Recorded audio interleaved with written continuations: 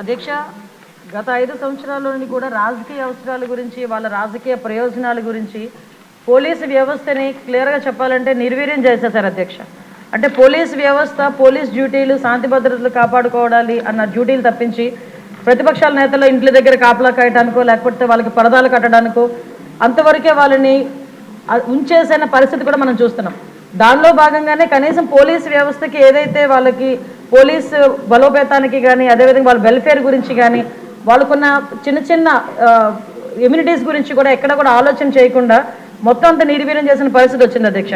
ఇప్పుడు ఇందాక మన ఎమ్మెల్యేగా అడిగారు అధ్యక్ష, ఈ వీఆర్లో ఉన్న వాళ్ళ పరిస్థితి గురించి.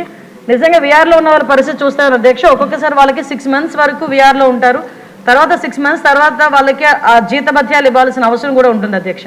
కాకపోతే ఈ రోజుకి కూడా లాస్ట్ 5 సంవత్సరాల పరిస్థితి ఎలా తీసుకున్నారంటే పోలీస్ డిపార్ట్మెంట్లో కొంతమంది అఫీషియల్స్ని వాళ్ళకి నచ్చకపోయినా క్యాస్ట్ బేస్ చేసుకొని వాళ్ళకి రాజకీయంగా వాళ్ళకి అనుకూలంగా ఉండరు అనుకున్నా, వాళ్ళకి వ్యతిరేకంగా ఒక పని చేసినా, వాళ్ళు చెప్పిన పని చేయకపోయినా కూడా వాళ్ళు చాలా క్లియర్గా వాళ్ళందరినీ తీసుకెళ్లి వీఆర్లో పెట్టడమే కాకుండా 2 సంవత్సరాలు 3 సంవత్సరాలు కూడా జీతభత్యాలు లేకుండా వాళ్ళ చేత పని చేయించుకున్న పరిస్థితి కూడా మా దృష్టికి వచ్చింది అధ్యక్ష.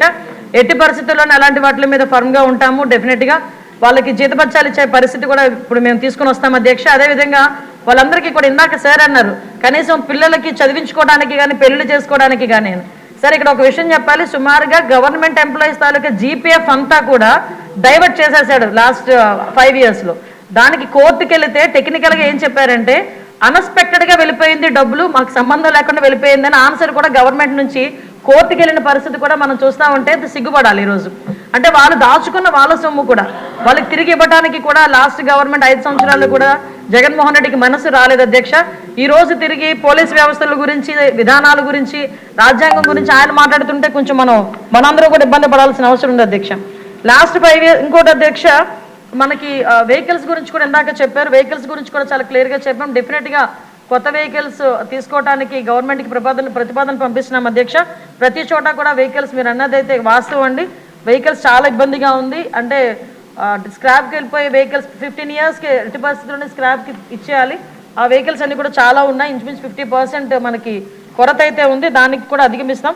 అదేవిధంగా మనందరికీ కూడా 120 లీటర్ల గురించి చెప్పారు అధ్యక్ష. యాక్చువల్గా అయితే ఏజెన్సీ లెవెల్లో ఎక్కడైనా కంపల్సరీగా కావాలి అనుకుంటే కనుక మన డిపార్ట్మెంట్ నుంచి ఎస్పీ లెవెల్లో వాళ్ళకి డీజిల్ పెట్రోల్ ప్రొవైడ్ చేయొచ్చు. కానీ పరిస్థితి ఎందుకంటే రిస్ట్రిక్షన్ పెట్టారు, 120 liters అని రిస్ట్రిక్షన్ ఉంది. దాన్ని ఈరోజు ఒక 300 liters వరకు కూడా రిస్ట్రిక్షన్ని పెంచే క్రమంలో ముందుకెళ్తున్నాం అధ్యక్ష. అదేవిధంగా ఇప్పుడు మీరు అడిగారు అధ్యక్ష, మనకి ఏపీఎస్పీ నుంచి ఏఆర్కి వెళ్ళేదానికి కన్వర్షన్ లిస్ట్ కూడా రెడీగా ఉంది అధ్యక్ష. దీనికి అతి తొందరలోనే వాళ్ళందరికీ కూడా ఏపీఎస్పీ నుంచి ఏఆర్కి పంపించే ఏర్పాటు కూడా జరుగుతుంది. ఒకటి మాత్రం క్లియర్ అధ్యక్ష, ఈరోజు ఏ శాంతి భద్రతలు అయితే వాళ్ళు మాట్లాడుతున్నారో, జగన్మోహన్ రెడ్డి వాళ్ళు మాట్లాడుతున్నారు అంటే ప్రతిపక్ష నాయకుడు కాదు కాబట్టి అసెంబ్లీలో పులివెందుల ఎమ్మెల్యే గారు మాట్లాడితే ఆ ప్రికార్డ్స్ తీసుకొని వచ్చి శాంతి భద్రతలకు మాట్లాడుతున్నారు. ఒక్కసారి బ్యాక్కి వెళ్ళాలి అధ్యక్ష. శాంతి భద్రతల విషయంలో శాంతి భద్రతలను కాపాడుకోవడానికి అసలు పోలీస్ డిపార్ట్మెంట్కి వాళ్ళు ఏం చేశారు ఈ రోజుకి కూడా చాలా క్లియర్గా చెప్తున్నాం అధ్యక్ష. పోలీస్ డిపార్ట్మెంట్ని రాజకీయ అవసరాల గురించి కాకుండా ప్రజల భద్రత గురించి, శాంతి భద్రతల విషయంలోని కూడా మేము ముందుంటామని మనస్ఫూర్తిగా మీ అందరికీ కూడా తెలియజేసుకుంటున్నాను అధ్యక్ష. Next question.